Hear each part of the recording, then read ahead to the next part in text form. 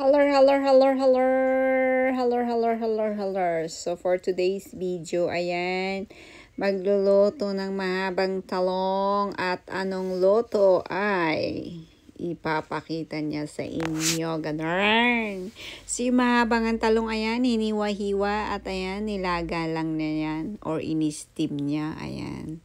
At dahil gusto niyang mag-imbento ng luto, ay gagawin niyang baked torta. Hindi po pinereto kasi ayaw po ng babae niya ng pinereto. Ganun. Yes, so hihiwain niya yan. O, diba? Hihiwain niya ng maliliit-liit. So, hindi rin niya binalatan dahil yung balat po ng talong ay masarap. Ganun. So, pag magluluto kayo ng talong, wag yun ang balatan. Iba ang kinakain ng may balat at yung walang balat. Ganun. Sa talong, mas masarap yung may balat. Dun sa isang talong, mas masarap yung walang balat. Ganun. Na nga, hiwa-hiwa lang siya. Hiwa-hiwa lang siya hanggat mahiwa niya lahat. Tapos, ayan, di ba parang pro. Mabilis siya maghiwa. Di ba? Bilisan mo maghiwa, Huwag mo nang ipakita. Alam na nilang talong yan. Pakita pa niya, no? Sana naririnig niyo yung lagatok ng nung paghiwa niya. Tuk tuk tak tak tak tak tak tak tak tak tak. Ganun. Kaso may music kasi yan. Kasi yung babaeng yan, hindi nagluluto or may ginagawa na walang music. Syempre, pag nilagay niyang may music, malamang alam na di CPR pa more. Syempre, ayan. So, nakumuha siya ng lalagyan. Pinakita pa talaga niya. Pyrex yan. Pyrex. Kasi nga, ilalagay niya dyan yung hiniwa niya. Kasi hindi siya prepare. Hindi siya ready. Wala siya lagayan. Bilisan mo. Nagugutom na sila. Ayan. So, konti lang ang kanyang hihiwain dyan. Hiwa, hiwa, hiwa, hiwa. Ayan. So, ang talong kasi guys, maraming luto yan. So, dahil ayaw ko ng fried, so, ang ginawa ko nag-isip ako ng paraan. So, first time kong gawin to. So, okay naman yung kinalabasan. Lumabas naman. Nilabasan siya.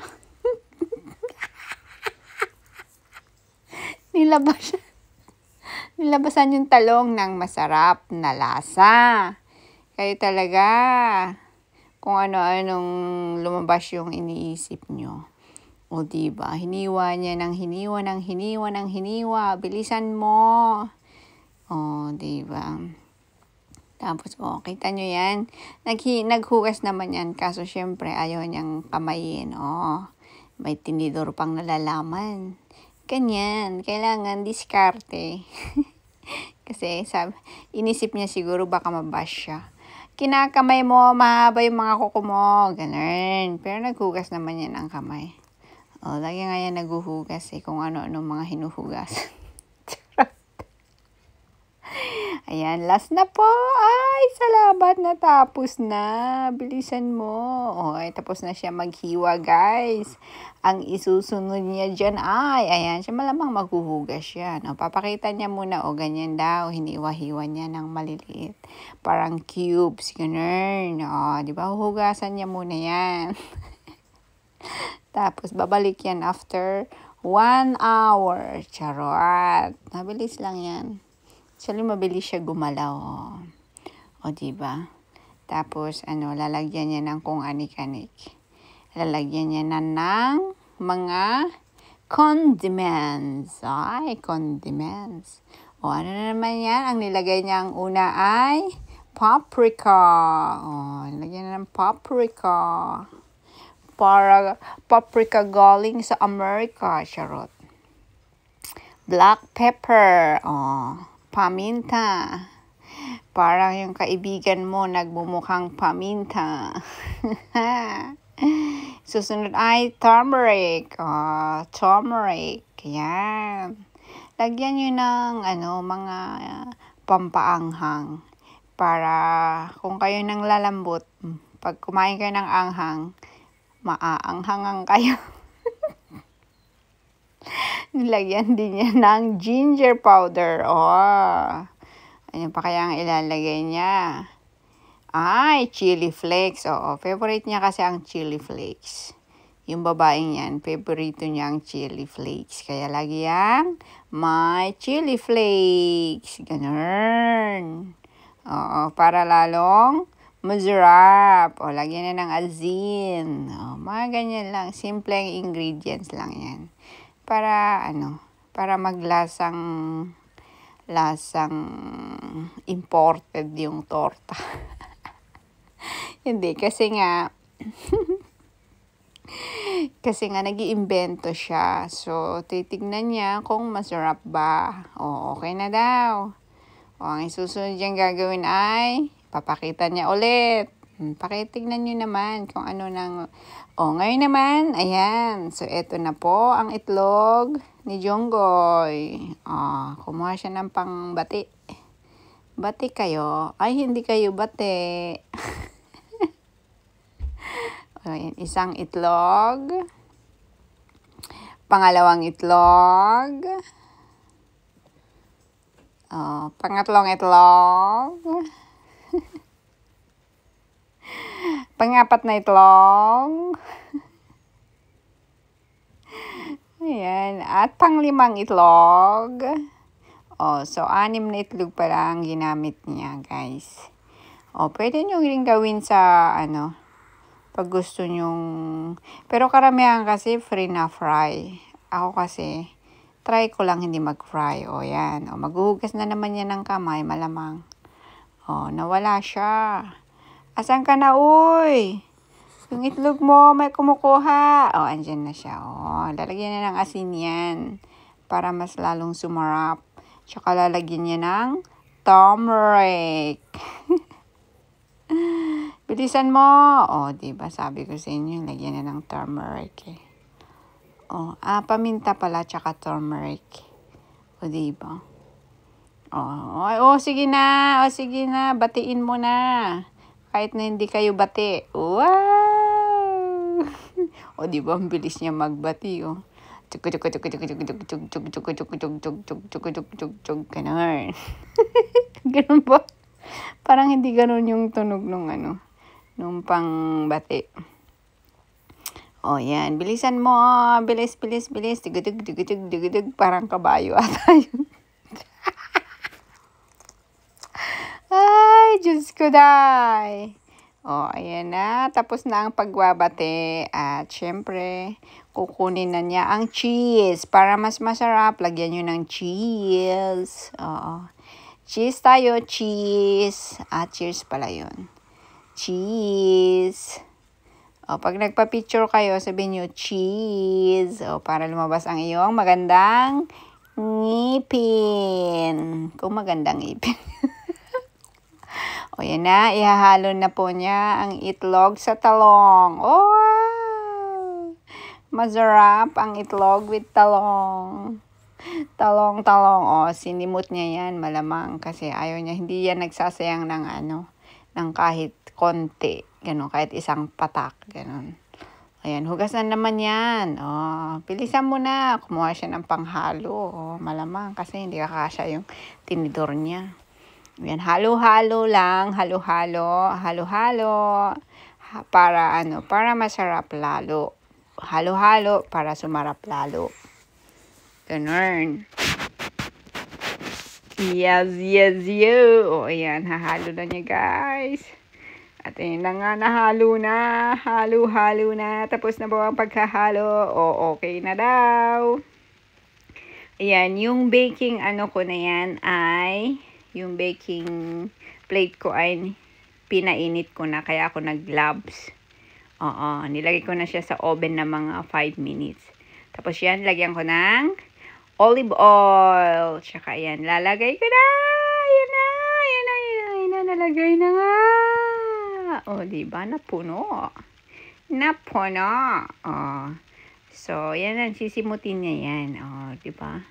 O, hindi yan magtitira ng kahit pang ano, kahit panglangaw. Panglangaw. At, ayan. Siyempre, inaayos niya yan. O, mainit yan. Mainit. Tapos, makukuha yan. O, nanghingi siya sa kapitbahay ng ng kamatis na maliliit para pang jarte-jarte lang niya.